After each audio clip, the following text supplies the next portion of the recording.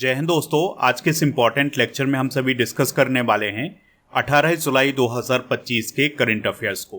तो आप इस पूरे लेक्चर को बहुत ही ध्यान से लास्ट तक जरूर देखिएगा। लास्ट में आपसे एक क्वेश्चन पूछा जाएगा जिसका आंसर कमेंट बॉक्स में बताना है। तो चलिए लेक्चर की शुरुआत करते हैं। देखते हैं पहला और इम्पॉर्टेंट क्वेश्चन क्या है। तो पहला क्वेश्चन है, भारत का लगातार 8वीं बार सबसे स्वच्छ शहर कौन बना है। आंसर हो जाएगा इंदौर। तो इंदौर भारत का सबसे स्वच्छ शहर बना है और इंदौर ने ये उपलब्धि लगातार 8वीं बार प्राप्त की है। तो अभी स्वच्छता सर्वेक्षण अवार्ड 2024-25 की घोषणा की गई है 17 जुलाई को, और ये अवार्ड प्रदान किए हैं राष्ट्रपति द्रौपदी मुर्मू जी के द्वारा। अब सवाल आता है कि ये अवार्ड किस संस्था के द्वारा प्रदान किए जाते हैं। तो आवासन और शहरी कार्य मंत्रालय के द्वारा ये प्रदान किए जाते हैं। 2024-25 के लिए ये जो स्वच्छता सर्वेक्षण हुआ था उसकी थीम क्या थी? कम करें, पुनः उपयोग करें, पुनर्चक्रण करें, यानी रिड्यूज, रीयूज, रिसाइकिल इसकी थीम रही है। भारत में स्वच्छ भारत मिशन कब शुरू हुआ था? 2 अक्टूबर 2014 को। आपको ये बात भी याद रखनी है कि जो स्वच्छता सर्वेक्षण अवार्ड हैं ये कब से शुरू हुए थे? ये 2016 से शुरू हुए थे। दोस्तों, अब हम स्वच्छता सर्वेक्षण अवार्ड 2024-25 के विजेता डिस्कस करेंगे, जहां से आपके एग्जाम में क्वेश्चन बनेंगे। तो इसमें जो पहली कैटेगरी है वो है सुपर स्वच्छता लीग की। तो इसमें वे शहर शामिल किए गए हैं जो पिछले कई सालों से बेहतरीन प्रदर्शन करते आ रहे हैं। तो नेशनल स्तर पर ये शहर काफ़ी आगे हैं स्वच्छता के क्षेत्र में, तो इन्हें सुपर स्वच्छता लीग में शामिल किया गया है। तो इनकी 2 कैटेगरी की बात करेंगे, 10 लाख से अधिक जनसंख्या वाले शहर और 3 से 10 लाख जनसंख्या वाले शहरों की। तो 10 लाख से अधिक जनसंख्या वाले शहरों में पहले स्थान पर है इंदौर। तो ये लगातार 8वीं बार सबसे स्वच्छ शहर बना है। दूसरे स्थान पर है सूरत, ये गुजरात में है। ये सॉलिड वेस्ट मैनेजमेंट में इसने उत्कृष्ट प्रदर्शन किया है। तीसरे स्थान पर है नवी मुंबई, ये महाराष्ट्र में है, और इसने नागरिक फीडबैक में सर्वश्रेष्ठ शहर के रूप में खिताब हासिल किया है। ठीक है, तो ये हैं दोस्तों 10 लाख से अधिक जनसंख्या वाले शहरों की रैंकिंग। अगर हम 3 से 10 लाख जनसंख्या वाले शहरों की बात करें तो इसमें नोएडा, जो कि उत्तर प्रदेश में, ये पहले, चंडीगढ़, ये चंडीगढ़ में है, ये दूसरे, और मैसूर, ये कर्नाटक में है, ये तीसरे स्थान पर है। अब दूसरी कैटेगरी आती है राष्ट्रपति पुरस्कार विजेता की स्वच्छ शहर के रूप में। तो 10 लाख से अधिक जनसंख्या वाले शहरों में अहमदाबाद पहले स्थान पर है जो कि गुजरात में है, भोपाल दूसरे नंबर पर है जो कि मध्य प्रदेश में है, और लखनऊ तीसरे नंबर पर है जो कि उत्तर प्रदेश में है। विशेष श्रेणी पुरस्कार भी प्रदान किए गए हैं। तो स्वच्छ महाकुंभ 2025 की विशेष पहल की पहचान को विशेष श्रेणी पुरस्कार दिया गया है, और GBMC विशाखापत्तनम आंध्र प्रदेश को भी विशेष श्रेणी पुरस्कार दिया गया है, और जबलपुर मध्य प्रदेश को भी एक विशेष श्रेणी पुरस्कार दिया गया है स्वच्छता सर्वेक्षण अवार्ड 2024-25 में। अब दोस्तों कुछ प्रमुख राज्यों और केंद्रशासित प्रदेशों के स्वच्छ शहर डिस्कस करते हैं। जैसे मध्य प्रदेश की अगर हम बात करें तो इसका जो सबसे स्वच्छ शहर बताया गया है वो बताया गया है ग्वालियर। उत्तर प्रदेश का आगरा है, उत्तराखंड का लाल कुआं है, गुजरात का वडोदरा है, हरियाणा का सोनीपत है, बिहार का पटना है, और छत्तीसगढ़ का रायपुर है। अगला क्वेश्चन है, भारतीय निर्वाचन आयोग ने निम्न में से किसे बिहार के लिए स्वीप आइकन नियुक्त किया है। आंसर हो जाएगा ऑप्शन नंबर सी, यानी ए और बी दोनों। तो नीतू चंद्रा और क्रांति प्रकाश झा को अभी हाल ही में भारतीय निर्वाचन आयोग के द्वारा बिहार के लिए स्वीप आइकन नियुक्त किया है। तो चुनावी जागरूकता बढ़ाने के उद्देश्य से भारतीय चुनाव आयोग के द्वारा प्रसिद्ध एक्टर नीतू चंद्रा और क्रांति प्रकाश झा को बिहार के लिए स्वीप आइकॉन नियुक्त किया गया है। स्वीप का मतलब क्या है? Systematic voters education and electoral representation. ठीक है, तो इस अभियान के लिए किसे नियुक्त किया गया है? एक्टर नीतू चंद्रा और क्रांति प्रकाश झा को। स्वीप अभियान का उद्देश्य क्या है? मतदाता जागरूकता बढ़ाना, और जो नए मतदाता हैं और जो युवा मतदाता हैं उन्हें मतदान के लिए प्रेरित करना। अभी आपको पता ही होगा कि बिहार में इस साल चुनाव होने जा रहा है, तो इसी को देखते हुए चुनाव आयोग के द्वारा ये फैसला लिया गया है। बात करते हैं राष्ट्रीय चुनाव आयोग की। तो इसकी स्थापना 25 जनवरी 1950 को हुई थी। भारतीय संविधान के अनुच्छेद 324 से लेकर 329 तक इसका वर्णन किया गया है और भाग 15 में इसका वर्णन किया गया है। ये बात भी आप याद रखिएगा। राष्ट्रीय चुनाव आयोग एक स्वायत्त संवैधानिक निकाय है। नई दिल्ली में इसका मुख्यालय है।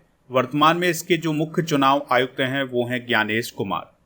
इसका काम होता है लोकसभा, राज्यसभा, विधानसभा, राष्ट्रपति और उपराष्ट्रपति के चुनाव करवाना। जो मुख्य चुनाव आयुक्त होता है उसका कार्यकाल 6 साल का होता है या उसकी 65 वर्ष की आयु तक होता है। मुख्य चुनाव आयुक्त की नियुक्ति राष्ट्रपति जी के द्वारा की जाती है और आपको ये पॉइंट याद रखना है कि राष्ट्रीय मतदाता दिवस हर साल 25 जनवरी को मनाया जाता है। अगला क्वेश्चन है, यूलिया स्विरिडेंको किस देश की नई प्रधानमंत्री बनी है? आंसर हो जाएगा यूक्रेन। तो यूक्रेन की नई पीएम कौन बनी है? यूलिया स्विरिडेंको। तो जो यूक्रेन के राष्ट्रपति हैं वोलोदिमिर जेलेंस्की, उनके द्वारा यूलिया स्विरिडेंको को प्रधानमंत्री नियुक्त किया गया है। इससे पहले जो स्विरिडेंको हैं ये उप प्रधानमंत्री और आर्थिक विकास एवं व्यापार मंत्री के रूप में काम कर चुकी हैं। बात करते हैं यूक्रेन की, तो यह पूर्वी यूरोप में स्थित एक कंट्री है। कीव इसकी राजधानी है। राष्ट्रपति हैं वोलोदिमिर जेलेंस्की। प्रधानमंत्री कौन बनी है? यूलिया स्विरिडेंको। और यहाँ की करेंसी की बात करें तो यूक्रेनी रिवनिया यहाँ की करेंसी है। यूक्रेन की सीमा Russia, Belarus, Poland, Slovakia, Hungary, Romania और मोल्दोवा से लगती है। इसकी समुद्री सीमा काला सागर और अजोब सागर से लगती है। 1922 में यह सोवियत संघ का हिस्सा बना था। फिर सोवियत संघ से इसको स्वतंत्रता मिली थी 1991 से। कुछ अंतर्राष्ट्रीय नियुक्तियां डिस्कस करते हैं, उनको रिवाइज कर लेते हैं। तो ड्यूरो मैकट सर्बिया के पीएम बने हैं। मार्क कार्नी कनाडा के पीएम बने हैं। कमला प्रसाद विसिसर त्रिनिदाद और टोबैगो की पीएम बनी है। ब्राइस ओलेगी नगोइमा गैबोन के राष्ट्रपति बने हैं। डेनियल नोबोआ इक्वाडोर के राष्ट्रपति। क्रिस्टी कोवेंट्री अंतर्राष्ट्रीय ओलंपिक समिति के अध्यक्ष। इयाल जमीर इजराइल के सैन्य प्रमुख। फ्रेडरिक मर्ज जर्मनी के चांसलर। अलेक्जेंडर लुकाशेंको बेलारूस के राष्ट्रपति और यामांदू ओरसी उरुग्वे के राष्ट्रपति। एंथनी अल्बनीज ऑस्ट्रेलिया के पीएम। लॉरेंस बोंग सिंगापुर के पीएम बने हैं। क्वेश्चन है, कलिंग रत्न पुरस्कार 2024 किसे प्राप्त हुआ है? आंसर हो जाएगा धर्मेंद्र प्रधान जी को। तो वर्तमान में केंद्रीय शिक्षा मंत्री हैं धर्मेंद्र प्रधान जी, तो उन्हें 2024 का कलिंग रत्न पुरस्कार प्रदान किया गया है और यह पुरस्कार ओडिशा राज्य में दिया जाता है। और आपको पता ही होना चाहिए कि जो धर्मेंद्र प्रधान हैं यह ओडिशा राज्य से ही आते हैं। ठीक है, तो उन्हें कलिंग रत्न पुरस्कार प्रदान किया गया है अभी हाल ही में राष्ट्रपति द्रौपदी मुर्मू जी के द्वारा। तो उन्हें ये सम्मान क्यों दिया गया है? तो शिक्षा और भारतीय भाषाओं को सशक्त बनाने में योगदान देने के लिए उन्हें ये सम्मान दिया गया है। यह सम्मान किसने प्रदान किया है? सरला साहित्य संसद ओडिशा ने। कलिंग रत्न पुरस्कार की बात करें तो इसकी स्थापना 2007 में हुई थी और इसका उद्देश्य शिक्षा, साहित्य, संस्कृति और सार्वजनिक सेवा में उत्कृष्ट योगदान देने वाले व्यक्तियों को सम्मानित करना। चलिए कुछ प्रमुख पुरस्कार डिस्कस करते हैं जो हाल फिलहाल में अभी दिए गए हैं। जैसे लता दीनानाथ मंगेशकर पुरस्कार 2025 कुमार मंगलम बिरला को दिया गया है। गुरुदेव कालीचरण ब्रह्मा पुरस्कार 2025 डॉक्टर अच्युत सामंत को दिया गया है। वर्चुअल दलित साहित्य पुरस्कार 2025 पी शिव कामी को दिया गया है। स्कॉच अवार्ड पुलिस एवं सुरक्षा श्रेणी में यूपी पुलिस को दिया गया है। राष्ट्रीय समुद्री वरुण पुरस्कार 2025 राजेश उन्नी को दिया गया है। राष्ट्रीय युवा पुरस्कार 2025 आकर्ष श्राप को दिया गया है। सिटी की ऑफ ऑनर पुर्तगाल के द्वारा राष्ट्रपति द्रौपदी मुर्मू जी को दी गई है। और फ्रेड डारिंगटन सेंड मास्टर पुरस्कार सुदर्शन पटनायक को और उगादी पुरस्कार 2025 मायना स्वामी को प्रदान किया गया है। अगला क्वेश्चन है, QS best student cities ranking 2026 में दुनिया का सबसे सस्ता छात्र शहर कौन बना है? आंसर हो जाएगा दिल्ली। यानी छात्रों के लिए सबसे सस्ता शहर कौन है दुनिया में? तो वो है दिल्ली।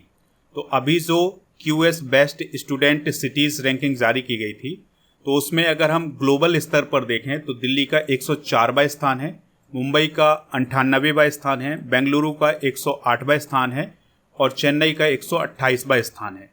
टॉप 100 में कौन शामिल है? मुंबई शामिल है, इस बात को आप याद रखिएगा। अगर हम ग्लोबल स्तर पर टॉप 3 की बात करें तो साउथ कोरिया का जो सियोल शहर है ये टॉप पर है, फिर टोक्यो जापान और तीसरे स्थान पर है लंदन यूके। ठीक है, तो ये टॉप 3 शहर हैं जो कि छात्रों के लिए बेहतर हैं। और भारत के ये 4 शहर हैं जो छात्रों के लिए बेहतर हैं, लेकिन इनमें सबसे सस्ता कौन है? दिल्ली है। अगला क्वेश्चन है, ब्रिटेन में वोट देने की उम्र कितनी कर दी गई है? आंसर हो जाएगा 16 वर्ष। यानी कि अब 16 साल के जो बच्चे होंगे वो ब्रिटेन में वोट देने का अधिकार पा चुके हैं।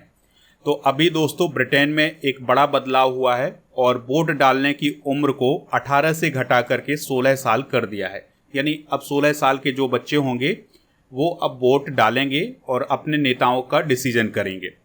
ब्रिटेन में मतदान की उम्र आखिरी बार बदली गई थी 1969 में। तब 1969 में 21 से घटा करके 18 साल किया गया था। अब 2025 में 18 से घटा करके 16 साल कर दिया गया है। वहीं अगर हम भारत की बात करें तो भारत में वर्ष 1989 में मतदान की जो आयु है वो 21 साल से घटा करके 18 साल की गई थी। दुनिया में कुछ और ऐसे शहर हैं जहां 18 साल से कम आयु के लोग भी वोट दे सकते हैं, जैसे ब्राज़ील में 16 साल, ऑस्ट्रिया में 16 साल, अर्जेंटीना में भी 16 साल, ग्रीस में 17 साल और इंडोनेशिया में 17 साल। तो यहाँ पर दोस्तों 16-17 साल के जो बच्चे हैं वो वोट देते हैं।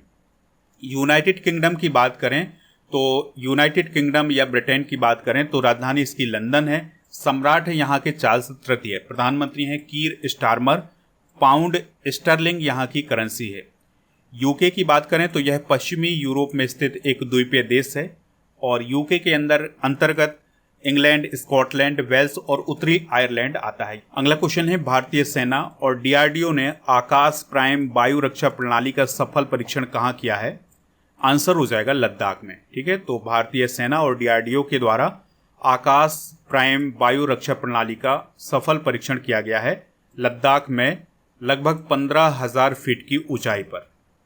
देखिए, आकाश प्राइम की बात करें तो यह एक मिसाइल प्रणाली है और यानी कि ये एक मिसाइल है और ये सतह से हवा में मार करने वाली मिसाइल है। स्वदेशी तकनीक से इसको विकसित किया गया है। इसकी जो रेंज है वो है 30 किलोमीटर तक की और यह एक साथ कई लक्ष्यों को किसी भी दिशा में निशाना बनाने की क्षमता रखती है। अगला क्वेश्चन है, किस राज्य में पशुधन और मुर्गी पालन को कृषि का दर्जा दिया गया है? आंसर हो जाएगा महाराष्ट्र। तो अब ऐसे किसान जो अपने पास पशुधन रखते हैं या मुर्गी पालन करते हैं तो इनके इस काम को कृषि का दर्जा दिया गया है, यानी कि इन्हें एक किसान माना जाएगा और किसान के तौर पर जो सरकार की सुविधाएं मिलती हैं वो इन्हें भी अब मिलेंगी। तो महाराष्ट्र ऐसा करने वाला पहला राज्य बना है, इस बात को भी आप याद रखिएगा। तो अब पशुपालकों को खेती जैसी सुविधाएं मिलेंगी, जैसे खेती किसानी में अगर कोई नुकसान होता है तो सरकार मुआवजा वगैरह देती है। तो अब इसी प्रकार की सुविधाएं पशुपालन करने वाले और पोल्ट्री फार्मिंग करने वाले किसानों को मिलेंगी। महाराष्ट्र की बात करें तो 1 मई 1960 को इसका गठन हुआ था। मुंबई इसकी राजधानी है। सीपी राधाकृष्णन यहाँ के गवर्नर हैं। चीफ मिनिस्टर हैं देवेंद्र फडणवीस। विधान परिषद की 78, विधानसभा की 288, राज्यसभा की 19 और लोकसभा की यहाँ पर 48 सीटें हैं। अगला क्वेश्चन है, नेल्सन मंडेला अंतर्राष्ट्रीय दिवस कब मनाया जाता है? तो यह दिवस हर साल 18 जुलाई को मनाया जाता है। तो नेल्सन मंडेला के जन्म दिवस पर यानी 18 जुलाई को यह दिवस मनाया जाता है। इस दिवस को मनाने का उद्देश्य क्या है? शांति, समानता, मानवाधिकार और सेवा भावना को बढ़ावा देना। इसकी शुरुआत 2009 से हुई थी। 2025 की थीम क्या है? गरीबी और असमानता से लड़ना अभी भी हमारे हाथ में है, यानी fighting poverty and inequality is still in our hand. ठीक है, तो ये इसकी थीम आप नोट कर सकते हैं। बात करते हैं दोस्तों नेल्सन मंडेला की। तो नेल्सन मंडेला कौन है? यह साउथ अफ्रीका के पहले अश्वेत राष्ट्रपति हैं। तो साउथ अफ्रीका में भी अंग्रेजों का शासन हुआ करता था, गोरे काले का काफ़ी भेद था। तो इसके खिलाफ नेल्सन मंडेला ने काफ़ी लड़ाई लड़ी है। तो जो वहाँ पर अश्वेत लोग रहते थे उनके खिलाफ भेदभाव किया जाता था अंग्रेजों के द्वारा। तो इसी नीति के खिलाफ उन्होंने काफ़ी लड़ाई लड़ी है और जो नेल्सन मंडेला हैं उन्होंने अपने जीवन के 27 साल जेल में बिताए हैं इसी नीति के खिलाफ लड़ते हुए। 1993 में इन्हें नोबेल शांति पुरस्कार से भी सम्मानित किया गया था। उनका जीवन रंगभेद, समानता और न्याय के लिए समर्पित रहा है। उनकी एक आत्मकथा है जिसको आपको ज़रूर याद रखना है। उनकी आत्मकथा है लॉन्ग वॉक टू फ्रीडम। कई बार एग्जाम में पूछी गई है, तो इसको आप नोट जरूर। अगला क्वेश्चन है, आंद्रे रसेल का संबंध किस क्रिकेट टीम से है जिन्होंने हाल ही में संन्यास की घोषणा की है?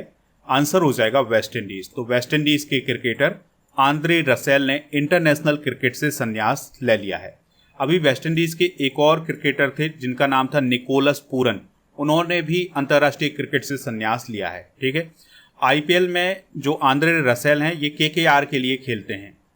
हाल ही में कुछ खिलाड़ियों के द्वारा जो संन्यास लिया गया है उसको एक बार रिवाइज करते हैं। जैसे हेनरिक क्लासेन ने संन्यास लिया है, ये साउथ अफ्रीका के क्रिकेटर थे। पीयूष चावला ने क्रिकेट से संन्यास लिया है। विराट कोहली, रोहित शर्मा, इन्होंने टेस्ट क्रिकेट से संन्यास लिया है। वंदना कटारिया की बात करें तो इन्होंने हॉकी से संन्यास लिया है। वी सुमित रेड्डी, इन्होंने बैडमिंटन से संन्यास लिया है। सुनील छेत्री, ये फुटबॉल से इन्होंने संन्यास ले लिया था, लेकिन इन्होंने अपना संन्यास वापस भी ले लिया है। शरद कमल की बात करें तो इन्होंने टेबल टेनिस से संन्यास लिया है। ठीक है, तो ये कुछ खिलाड़ी हैं और उन्होंने किस खेल से संन्यास लिया है ये बात भी बताई गई। दोस्तों, आप स्टडी करके ऐप को इंस्टॉल कर लें, जिसका लिंक डिस्क्रिप्शन बॉक्स में दिया गया है।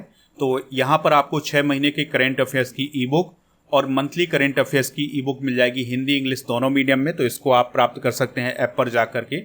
और इसके अलावा 12 महीने के करेंट अफेयर्स की ई बुक भी ऐप पर ही मिलेगी। स्टडी करके ऐप पर जब आप कोर्स एंड पीडीएफ वाले ऑप्शन पर जाएंगे तो यहाँ पर आपको राजा गुप्ता सर का जो अर्जुन जीएस फाउंडेशन बैच है ये मिल जाएगा। इस बैच को अगर आप ज्वाइन करना चाहते हैं तो अभी एक ऑफर चल रहा है, जिसके लिए आपको कूपन कोड यूज करना है RAINY600। ठीक है, तो आपको इसमें छूट मिल जाएगी। इसकी वैलिडिटी है 3 साल की। GK GS foundation complete online batch में छूट चल रही है, तो इसको भी प्राप्त कर सकते हैं ऐप से। और चलिए अब हम कल के करेंट अफेयर्स को एक बार रिवाइज करते हैं। प्रधानमंत्री धन धान्य कृषि योजना को केंद्रीय कैबिनेट ने कब मंजूरी दी है? 16 जुलाई 2025 को। भारत के दूसरे सबसे लंबे केबल स्टेट ब्रिज का उद्घाटन कहाँ हुआ है? शिवमोगा, कर्नाटक में। और वेह दैन खलम उत्सव किस राज्य में मनाया गया है? मेघालय में। पॉलीग्रास मैजिक स्किल अवार्ड किस भारतीय महिला खिलाड़ी को दिया गया है? दीपिका को। और ड्रॉर फर्स्ट सैटेलाइट किस देश ने लॉन्च किया है? तो ये दोस्तों लॉन्च किया है इजराइल ने। यहाँ पर अमेरिका गलत लिखा हुआ है, इजराइल ने लॉन्च किया है। भारत के पहले डिजिटल घुमंतू गांव का उद्घाटन किस राज्य में किया गया है? सिक्किम में। मछलीपट्टनम बंदरगाह किस राज्य में स्थित है, जिसका 2026 तक पुनरुद्धार किया जाएगा? ये आंध्र प्रदेश में है। एआई प्रशंसा दिवस कब मनाया जाता है? 16 जुलाई को। तीरंदाजी विश्व कप के चरण 4 में भारत ने कितने मेडल जीते हैं? 3। भारत का पहला एक्वाटेक पार्क किस राज्य में खोला गया है? असम में। आज के जनरल नॉलेज के पिटारे में भारतीय संविधान के स्रोत और उनका क्या योगदान है, इसको डिस्कस करेंगे। तो ब्रिटिश संविधान से क्या क्या लिया गया है हमारे संविधान में? तो संसदीय प्रणाली, कानून का शासन, अध्यक्ष की भूमिका, एकल नागरिकता, कैबिनेट प्रणाली और रिट। अमेरिका के संविधान से संघवाद, न्यायिक समीक्षा, मौलिक अधिकार, उपराष्ट्रपति का पद, प्रस्तावना की अवधारणा और स्वतंत्र न्यायपालिका। आयरलैंड के संविधान से राज्य के नीति निर्देशक सिद्धांत, राष्ट्रपति के चुनाव की विधि, राज्यसभा के सदस्यों का नामांकन लिया गया है।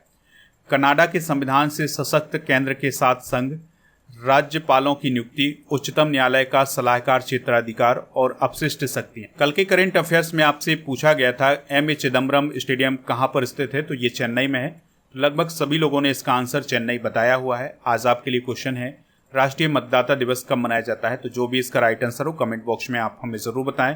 टेलीग्राम चैनल को ज्वाइन कर लें जिसका नाम है स्टडी करो ऑफिशियल, तो यहाँ पर आपको पीडीएफ मिल जाएगा।